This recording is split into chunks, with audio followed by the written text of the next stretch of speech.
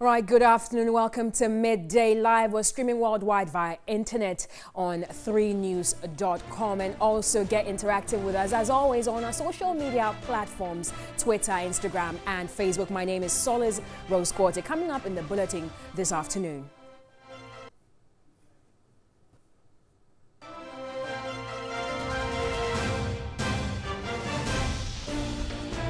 Right, the National Population Council and the Ghana Statistical Service wants government to take pragmatic steps to control the country's increasing population. And the Sanitation Ministry is determined to clear 800 million cedis old waste collectors and operators of landfill sites.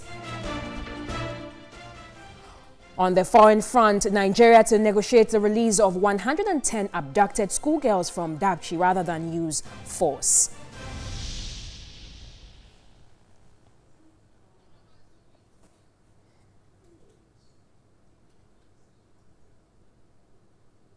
Details of all these and more, including sports as well as entertainment, coming up in the next 60 minutes. You can also know that we're live on DSTV channel 279. Now the details.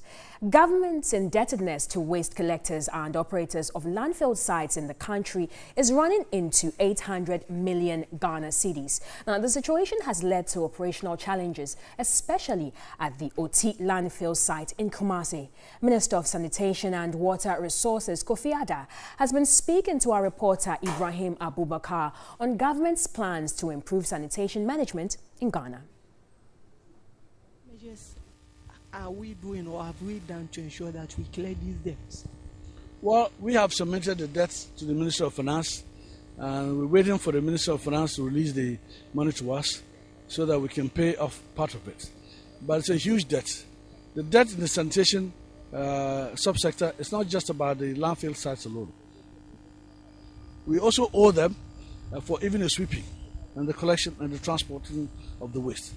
All of that adds up to about 800 million cedis. And so we have to negotiate and structure the repayments so that we can accommodate within the government's financial program.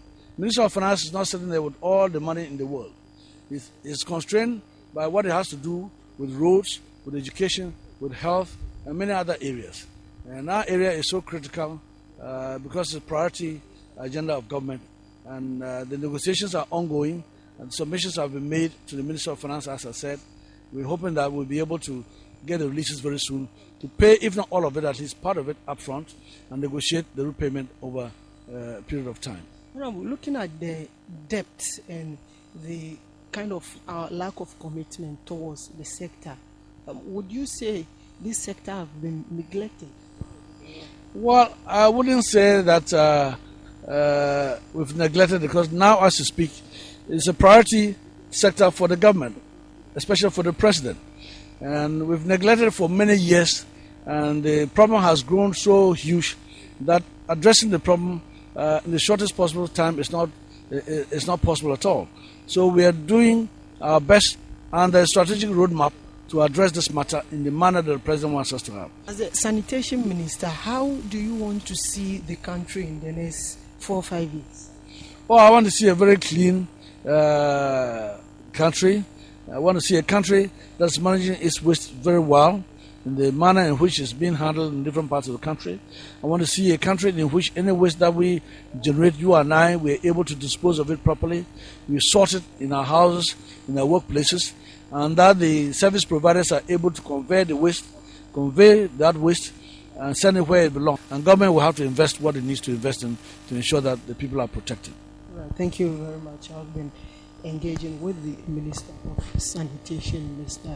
Kofi Ada. Well, he is saying that they are making efforts to ensure that they settle debts owed to waste management collected. And well, he hopes that by the next 5 years, he wants to see Ghana as a better and very clean place for everybody to live. So he has mentioned some of their short and long-term plans of trying to ensure that by the time they move out of office, they will ensure that sanitation is properly managed in the country.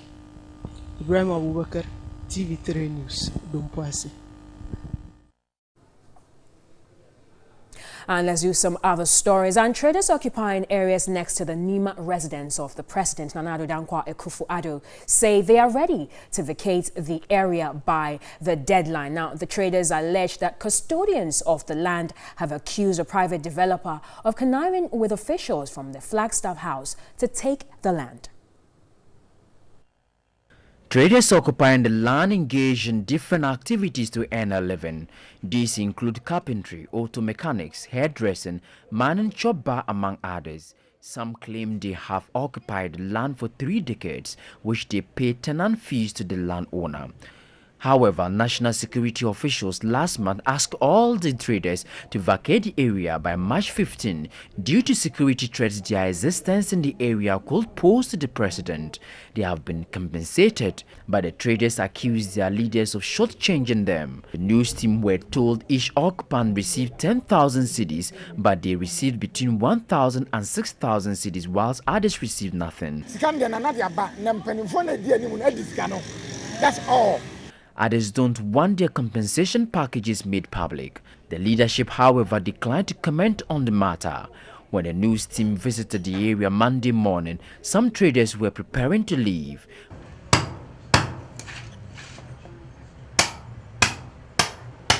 But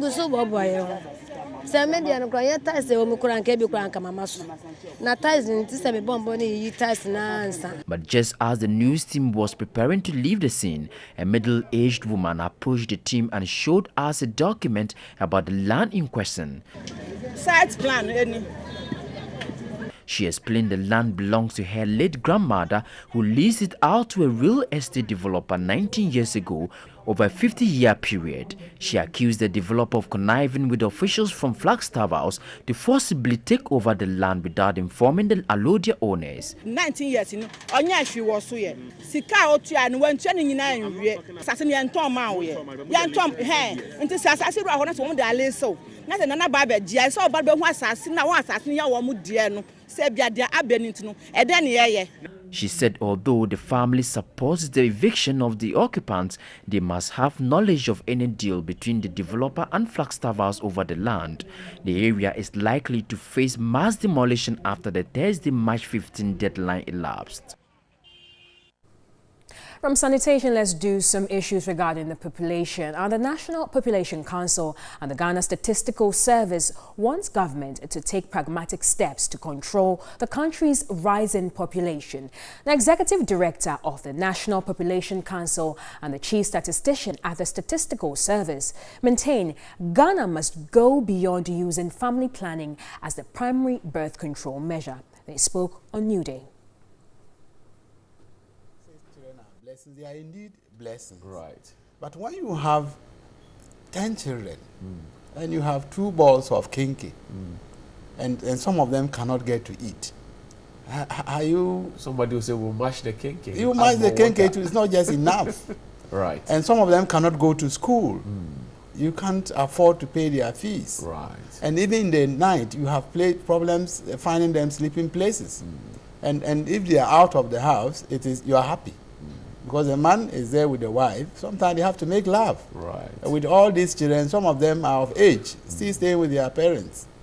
So yes, it's a blessing, but it has to be used, or it has to be managed properly. So take land. If, for example, Israel gets the type of land we have between, say, Yape and Bupe, it is going to be a blessing. Right. It's going to be, they're going to translate it into something that can engage people and get people working and the rest of them. But currently we are not able to do that. Okay. So in the circumstance, we just have to manage with what we have. Right. You see, the issue about young people is not just about family planning. You see, if we manage our population and we get the numbers right and we reduce fertility, we can have clubs for them. Okay. It's not just telling them, young people have energy. Where do they take their energy to? Okay. They can have community piano classes. Okay. They can have community cooking lessons. They have community competitions, So it takes your mind off. But because we have so many of them and we don't have facilities, so then we have to focus on sexual reproductive health only. But that should not be the case.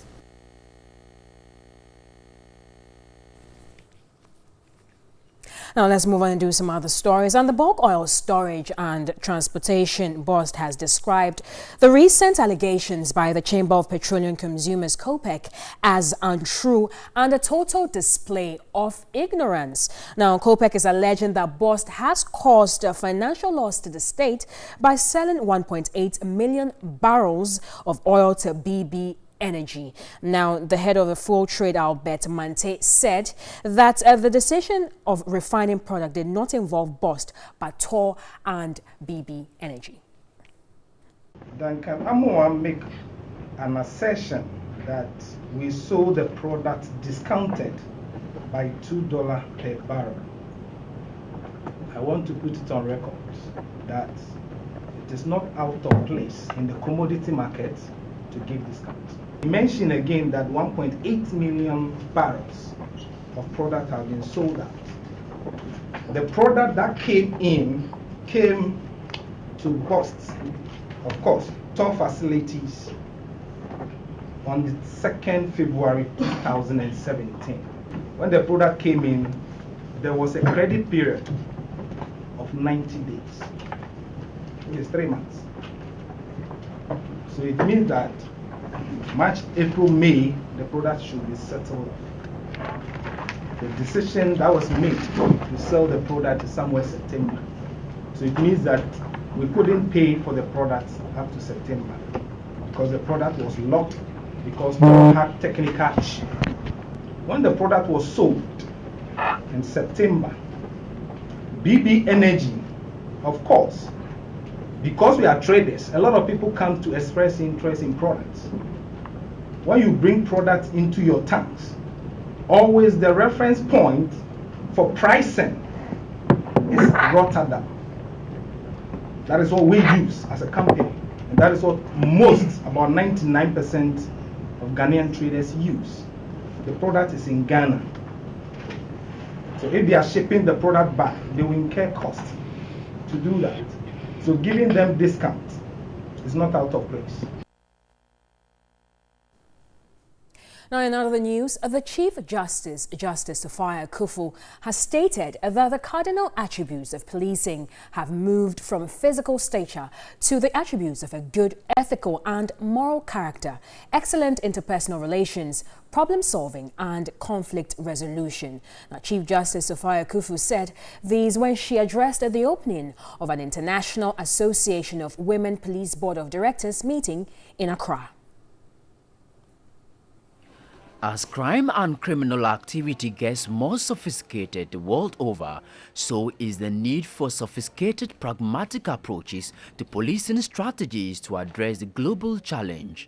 There is a paradigm shift in community policing, which is thought to be more proactive towards addressing the conditions that give rise to public safety issues of crime, social disorder and fear of crime.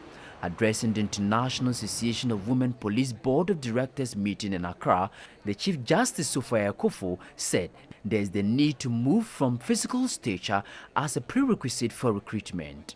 The Chief Justice was represented by Appeals Court Justice Margaret Wellborn at the police headquarters. Where the cardinal attributes of policing have moved from physical attributes such as height, weight, and brute strength to good ethical character, excellent interpersonal, problem-solving, and conflict resolution skills. I am confident that you will consider the best practices across the globe in order to make your service more effective and efficient. The International Association of Women Police is a platform of top women police officers, both serving and retired, for experience and idea sharing on best practice and skills development. Every individual woman is important, but we have to remember in the big picture, Ghana, as an inclusive society, will be stronger if you listen to the voices of the women among you. It's not enough to be a virtual association. It's not enough to be connected on the internet or through email. It's so important to get together, to read each other's body language and your facial expressions, and know that that person is really there with you.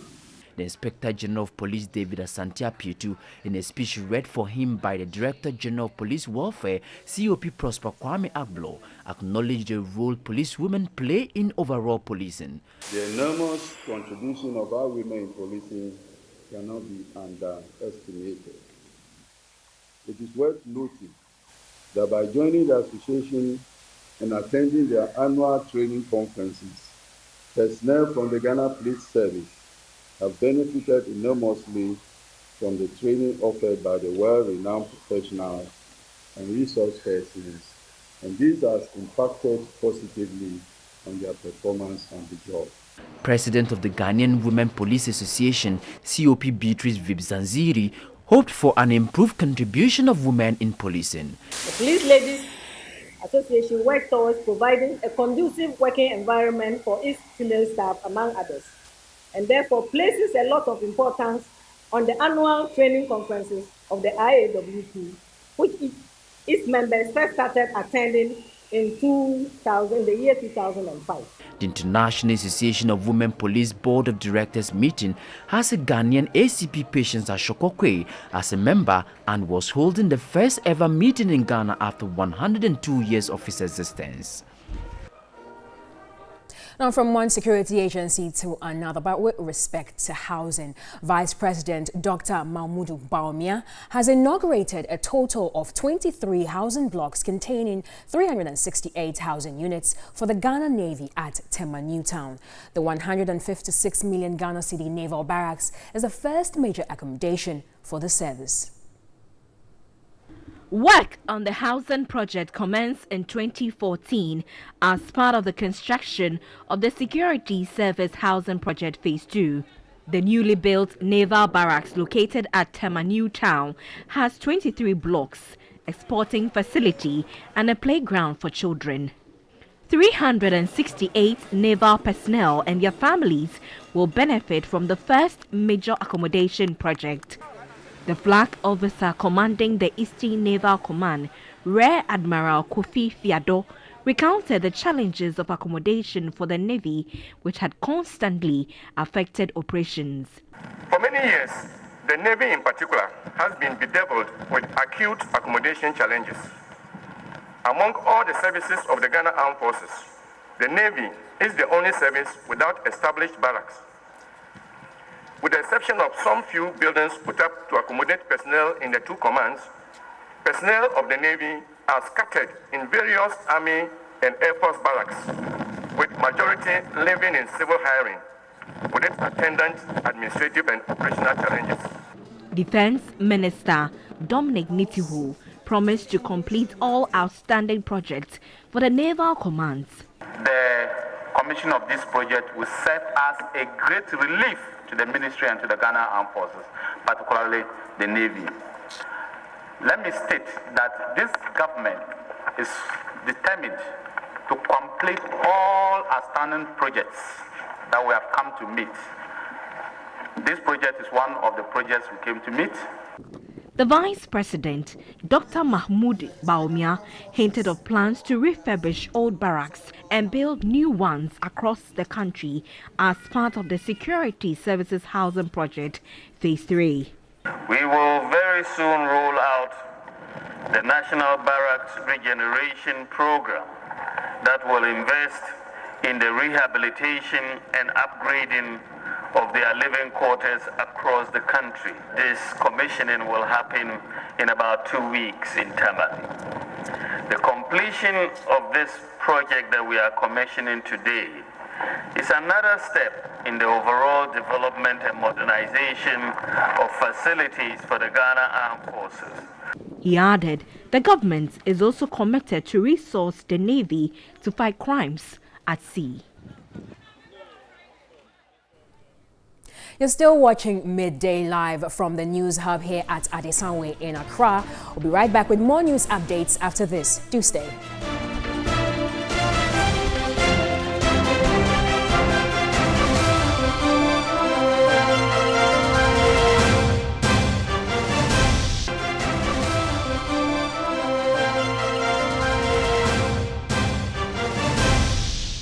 Welcome back to Midday Live. Let's head over to the Western region, where some residents of Sekondi are on the streets of the capital of the region demanding a paramount chief. Now, the residents claim the absence of a paramount chief for the past 15 years is impeding the development of Sekondi. Eric Yawije is our Western regional correspondent and has come through with this report.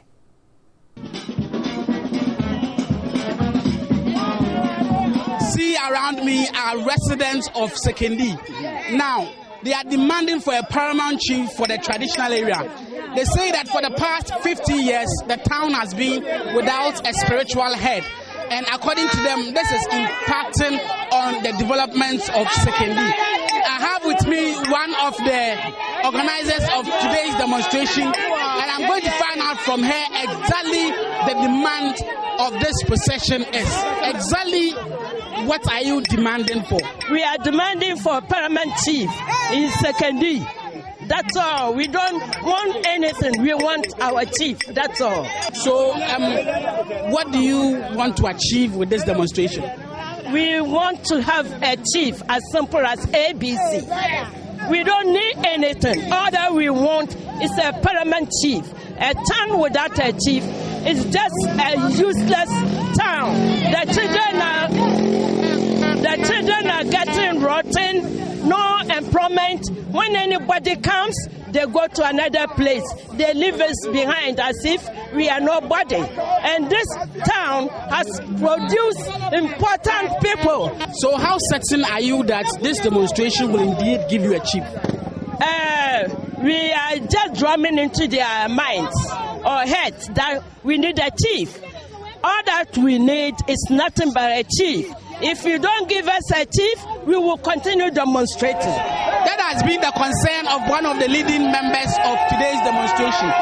You heard that they are going to continue to demonstrate until such a time that the traditional authorities give them a paramount chief. We'll be updating you in our subsequent bulletins about what has transpired here in Sekondi. Eric Yawije, TV3 News. Now let's head over to the northern region, where some kindergarten pupils at the Kwatape Community Basic School in the Pandai district of the region come to school in very poor school clothes. Pupils also study under harsh conditions.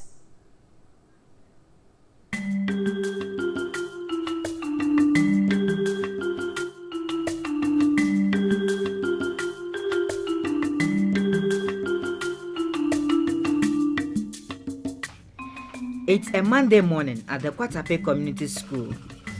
There is complete silence. Within a few minutes, pupils report and the day's activities begin.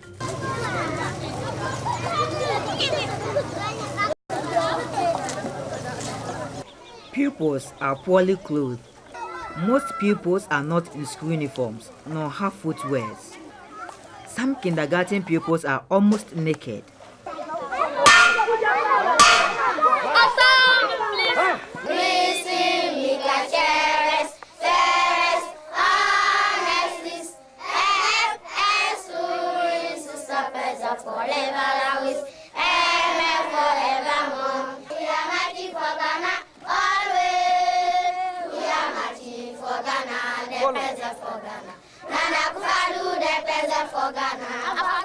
The Kwatape Community School, located in the Tenglento electoral area, was established by a private individual to facilitate education in adjoining communities.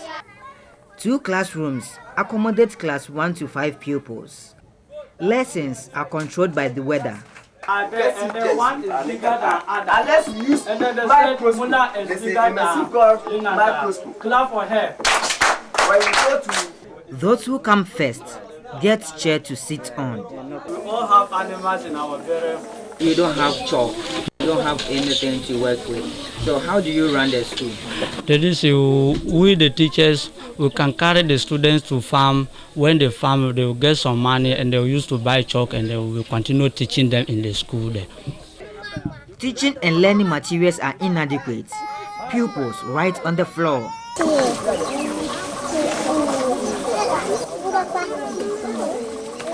and they're using their hands to write on the floor. Or one day you get some paper to them, and then they'll be there, pencils and papers, and they'll be there. Tell them how to write, hold their hands, and then show them how to write 1, 2, 3, or ABCD. Or if the person can write his or her name, you can encourage the person to do what to write. Only 2 teachers were present out of 4.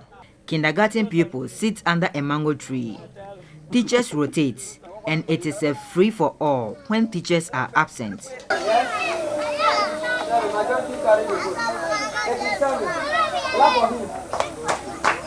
Their situation reflects poverty in the area.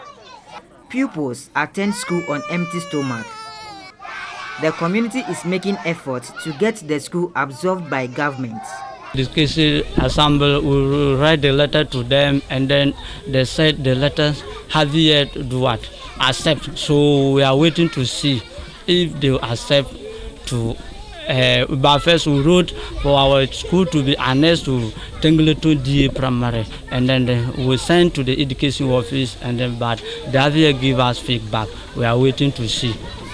Parents are equally worried about the poor state of the school, but the district chief executive for Pandai, Emmanuel Tatablata, holds a different view. I have been seeing these children sitting on floor, and I asked one of the tutors that, oh, what is happening? They just say school is closed through. Why do you decide to open a school here and you don't go to the government school? We need to get to that community, talk to the opinion leaders, and advise them as and when it's appropriate for Kwatape to get a school. It is the responsibility of the government to build a structure for the community. The school you see right behind me is not the only educational facility in the Tongolento electoral area in the Pandai district, but for proximity, more than 100 pupils from 6 adjoining communities attend school here, and their challenges need urgent attention. Stanley Niblewu, TV3 News. We are marching for Ghana always. Now let's do some other stories. And the neglect and lack of attention to the education of persons with disability is slowing down efforts at integrating them into society. Basic equipment for the training of these persons are not readily available at the Wa Methodist School for the Blind. The neglect is alarming as teachers struggle to carry out their duties.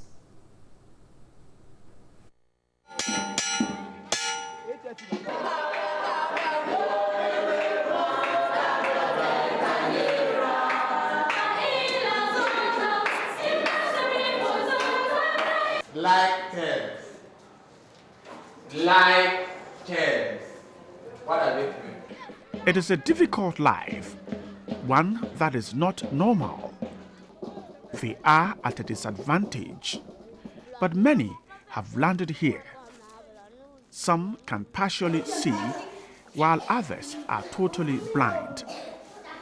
They are here to acquire education, but it is a dream that comes with a lot of difficulty.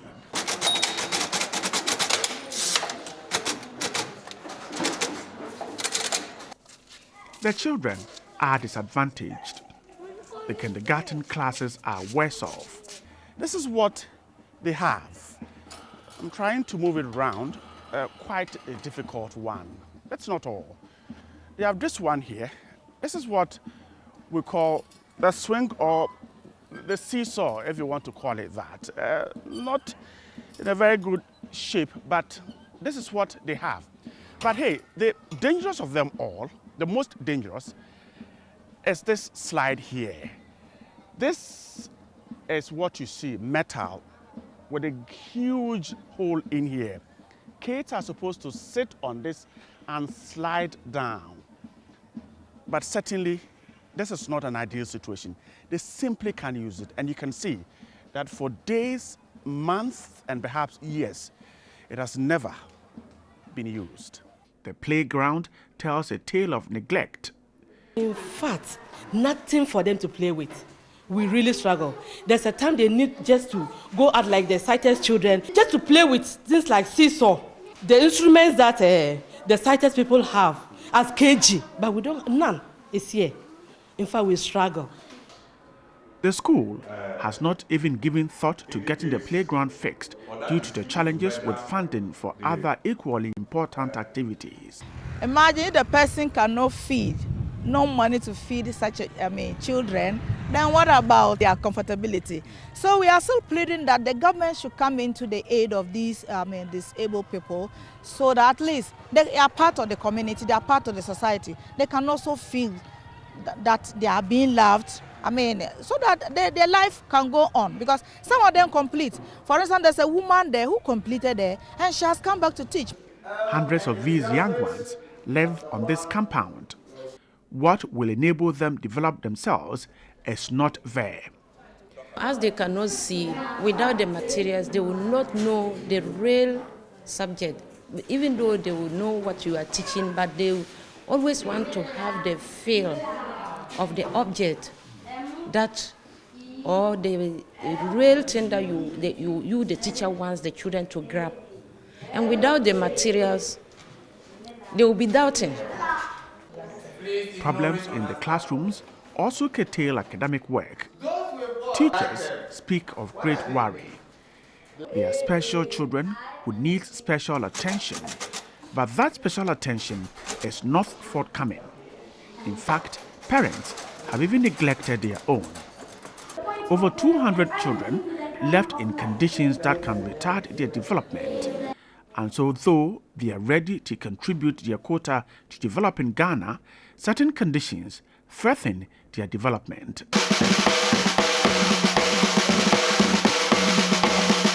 As they rehearse to take part in the Independence Parade, there's one thing on the minds of these children at the Wa Methodist School for the Blind, and that is what is told by the officials.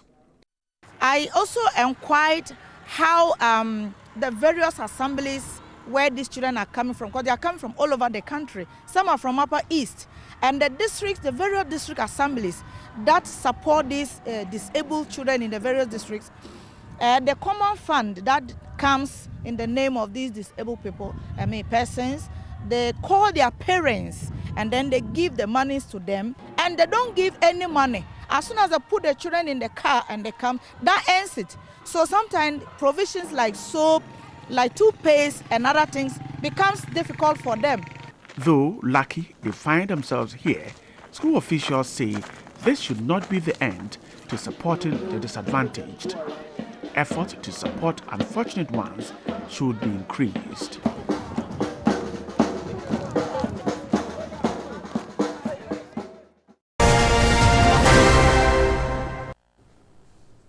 It's now time for some business news, and let's start off from the banking sector, where banking consultant Dr. Richmond Etuahene has lauded government's plans to raise some 2 billion cedis to clear debts owed by collapsed UT and Capital banks. Speaking to TV3 Business, he said the move is a normal practice done anytime a bank becomes insolvent, and that government finds money to clean the balance sheets of the receiving bank and takes over the management of the non-performing assets. It is hoping to issue a 2 billion cedi bond to settle the total liabilities of UT and Capital banks, estimated at 1.6 billion cedis. This follows their absorption by GCB Bank in a purchase and assumption agreement last year. Banking consultant Dr. Richmond Etuahene recalled similar measures were taken in the 1980s when a total of old 62 billion cedis of non-performing assets were identified in the banking system and replaced by Bank of Ghana bonds. Those bonds were underwritten by FinSap. We had a donor money from Swiss and other countries which supported us. So this is not the first time we are doing that. So you're going to borrow money and give the money to GCB to take off the non-performing. We need to look at that so that it doesn't even add on to the public sector debt. He agreed the move may be sending the wrong signals of government coming to clean up the mess deliberately created by others, but was quick to add government has no option because not doing it may be worse. But if government chooses not to do that, we are in serious trouble. And it is done in all jurisdictions. As I'm speaking to you, Nigeria have what we call asset management company, which is dealing with about 3 trillion debts of banks' debt. In UK, Lloyds Bank, RSB, and other banks, Northern Rock, they all have to be bailed out. And that is what it means. Bonds is issued in respect of the loans for those who will take it over. And then the debt will be managed independently by GCB, so that GCB is not also put in distress. According to Dr. Tuahini, the overriding need is for the Bank of Ghana to strengthen its banking regulations and be tough on corporate governance of banks. The cost of the bailout, you only see 1.2. You haven't even talked about the liquidity support Bank of Ghana gave to them when they were sinking. The liquidity support is huge, because before they will be failed banks, Bank of Ghana needs to support them in the clearing system. We call the lender of last resort. That is emergency liquidity support, and it should be done by Bank of Ghana. So the joint receivers of the transaction, PricewaterhouseCoopers, has advertised the invitation of bids for the sale of assets of UT and Capital Banks. The deadline for the submission of bids is Monday, March 19, 2018.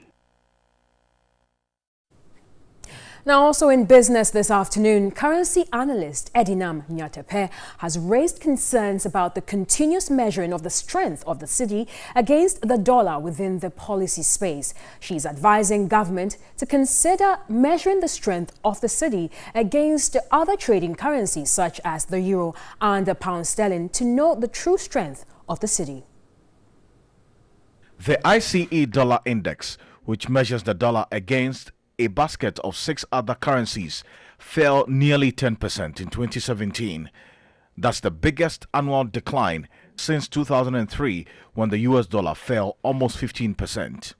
Low inflation weighed on perceptions of how high the central bank would raise rates, and strong economic performances by countries around the world made the dollar comparatively less attractive. A big part of the dollar's decline in 2017 was due to the euro's strength. The Eurozone had its biggest economic year in a decade. Currency analyst with First Bank Financial Services, Edinam Nyatepe, argues to know the true strength of the cedi, it must be measured against other trading currencies like the euro or the pound, since the dollar is on the decline. It's quite misleading. So we can look at the pound, the euro, the yen. Against the yen, the cedi has actually depreciated by about 4% by more than 4%. So really we can look at the pound and then the euro and then the yen. For the pound and the euro, and the cedi has depreciated by more than 2%. So those can just give us some signals about what the actual strength of the cedi is. The US dollar weakened by more than 12% against the euro in the year. US stock markets, meanwhile, broke record after record, climbing to new heights amid positive company earnings and relatively strong economic growth. Welcome back to Midday Live. Let's do some international news. And Sierra Leone's elections body, the National Electoral Commission, NEC, says it is set to undertake a further recount of votes at 72 polling stations as it hopes to declare final results. In a statement released late Monday, March 12, the NEC stressed that no votes had been cancelled so far.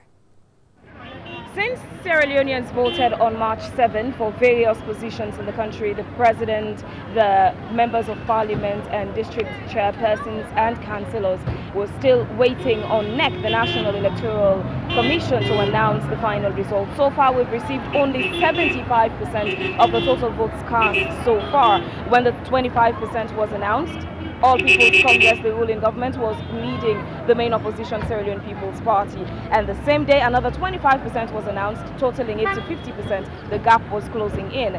Just yesterday, the National Electoral Commission announced another 25%, making it a total of 75% of the votes cast. And the main opposition, Sierra Leone People's Party, is leading with 14,919 votes. And that's quite an interesting gap. There's still a remaining of 25% of the votes to be announced by the National Electoral Commission, and that includes 83 polling stations countrywide that are currently undergoing a recount because there were allegations by the Sierra Leone People's Party and National Grand Coalition about some problems arising from different parts of the country. So NEC took it upon themselves to recount some of those areas, 83 of the polling stations. It's been like business as usual in Freetown, Sierra Leone, but not quite exactly, because Some shops have been closing earlier, including some other offices just today that we were at the bank, and a bank that was supposed to close at 4. By the time it was like 3:45, the bank was closed. So business is not 100% as usual, but it's not also different from how things were running. Blood pressures are boiling, hearts beats, all there, because people are still awaiting the remaining 25%, which is very crucial because that would determine who the next president of Sierra Leone would be. And so we're still waiting on NEC. Fabian Swill reporting from Freetown, Sierra Leone for TV3 in Ghana. All right, so news just coming in. Donald Trump, the president of the United States of America, has reportedly sacked his Secretary of State, Rex Tillerson. We're giving you more details of this particular story in our subsequent bulletins. It's now time for entertainment news. Entertainment news is brought to you by...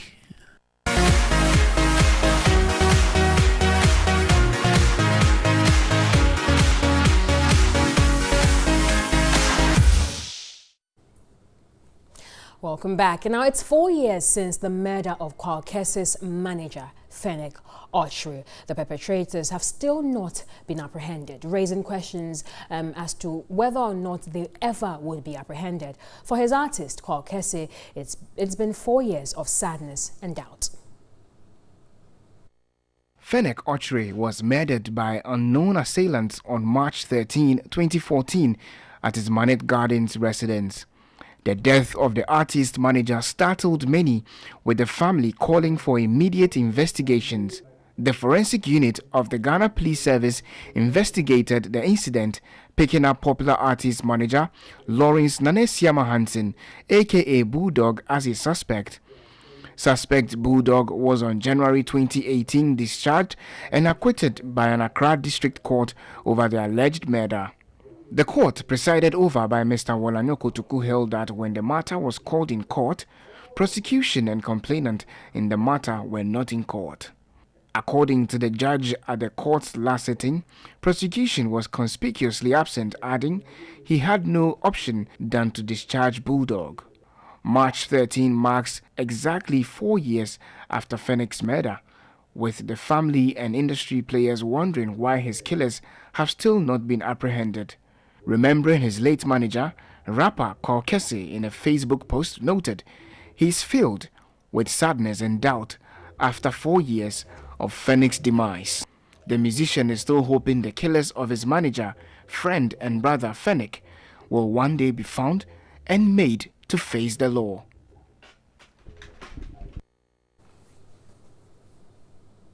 Well, that's it for Midday Live this afternoon. My name is Solis Rose Quarte. Don't forget that you can always get interactive with us via our social media platforms, Twitter, Instagram, and Facebook. And we're always live on DSTV channel 279. And that's all for Midday Live. Good afternoon.